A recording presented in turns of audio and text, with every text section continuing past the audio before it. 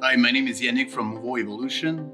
Today I just want to show you a quick video showing that it is possible to install a Movo canopy on a small rest backseat scooter. Here we have a Leo from Invacare. Basically, the Movo canopy comes with this bracket usually that press against the rear seat here.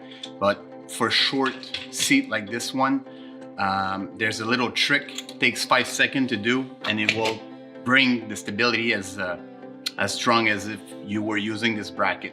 So basically, it's quite easy. You have 2 screws here that you just untight.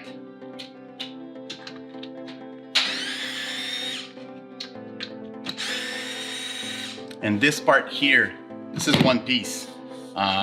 You bring the bottom part as close from the top as possible. So you just lift it up like this, and when it's fixed where you want, you just screw back those 2 screws. That's it.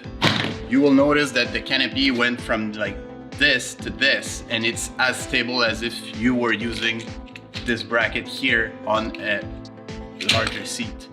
At the end, just don't forget to tighten your armrest, and your scooter will be ready to go.